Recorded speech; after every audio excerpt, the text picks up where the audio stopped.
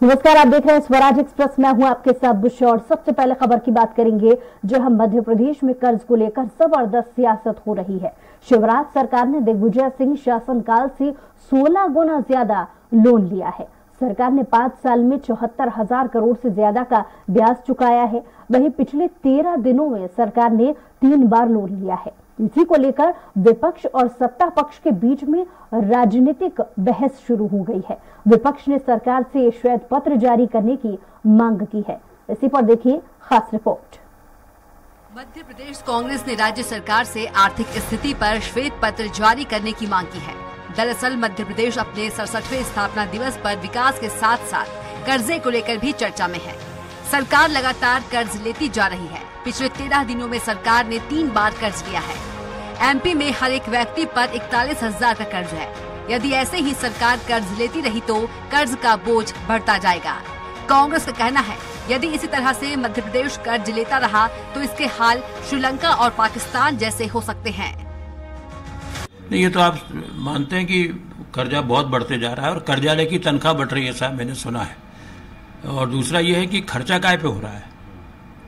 बड़े बड़े सम्मेलन, बड़े बड़े औद्योगिक, अब आप देखिए विगत वर्षों में 10 वर्षों में जितने बड़े बड़े औद्योगिक कॉन्फ्रेंस हुई है, कितने नए कारखाने आए हैं, कितने नए छोटे उद्योग बंद हुए हैं।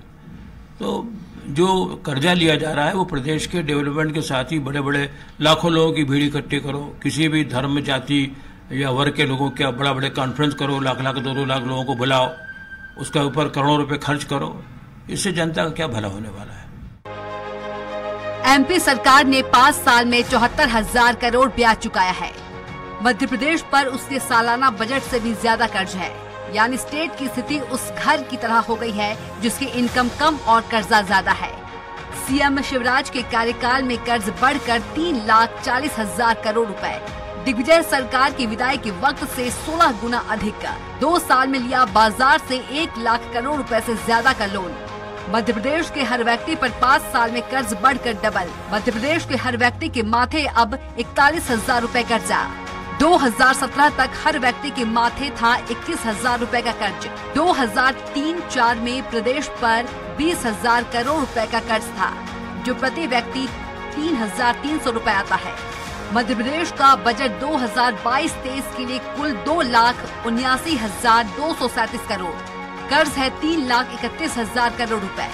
हेल्थ सर्विसेज में 17वें नंबर पर। सैकड़ों स्कूलों में टीचर नहीं। मध्य प्रदेश में 1,30,00,000 बेरोजगार। प्रति व्यक्ति आय वर्ष 2019-20 में 1,33,288। 2020-21 में घटकर रह गई 98,418।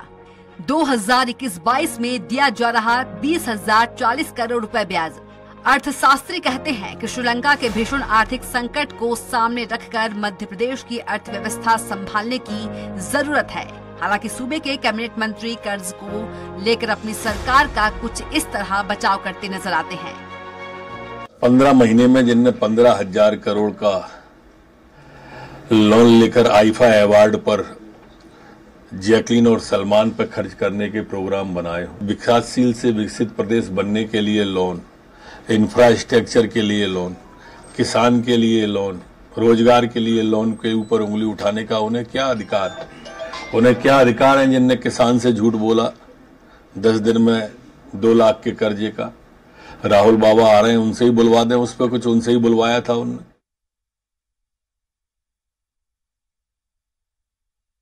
यदि हमें कर्ज लेकर हम कल्याण और विकास के काम कर रहे हैं तो इसमें कहीं कोई गलत नहीं है। ये अर्थनीति की, अर्थशास्त्र की एक पहली कुंजी है। यदि आप कर्जा लेते हैं तो उसका सदुपयोग कर रहे हैं या नहीं। और भारतीय जनता पार्टी की सरकार ने यदि कर्जा लिया है तो वो उस कर्जे के पैसे का उपयोग सदुपयोग के रूप में किया है, जनता के कल्याण के लिए और प्रदेश के विकास के लिए। ये कांग्रेस की सरकार नहीं है जिसमें करोड़ों रुपए मंत्रियों के बंगले पर खर्च हो गए। ये कांग्रेस की सरकार नहीं है जिसने लोन तो लिया, कर्ज तो लिया, पर आईफा अवार्ड की पार्टी पर उसको उड़ा दिया। ये कांग्रेस की सरकार नहीं है। विपक्ष लगातार मांग कर रहा है कि आर्थिक स्थिति पर सरकार श्वेत पत्र जारी करे ताकि वित्तीय प्रबंधन की स्थिति स्पष्ट हो सके। कांग्रेस अध्यक्ष और पूर्व मुख्यमंत्री कमलनाथ मुख्यमंत्री शिवराज सिंह को कई पत्र लिख चुके हैं। देश के कई राज्य लोक लुभावन योजना, रियायतों और मुफ्त की सौगातें दे रहे हैं। उनकी वित्तीय स्थिति ज्यादा अच्छी नहीं है। मध्य प्रदेश अभी दिवालिया वाली स्थिति में नहीं है, लेकिन राजकोषीय घाटा बढ़ता जा रहा है। यह सरकार को अलर्ट रहने के लिए संकेत है कि ज्यादा कर्ज लेने से बचना चाहिए। जैसे जैसे कर्ज बढ़ेगा, वैसे वैसे बुनियादी ढांचे और विकास के संसाधन कम होते जाएंगे। यदि लोक लुभावन योजनाओं की तरफ बढ़ते हैं तो अर्थव्यवस्था पर प्रभाव पड़ेगा ही। कहीं ऐसा न हो कि प्रदेश की हालत भी श्रीलंका जैसी हो जाए। इसके लिए प्रदेश सरकार को ऐसी योजनाओं से बचना पड़ेगा। स्वराज एक्सप्रेस के लिए अतुल पाठक की रिपोर्ट।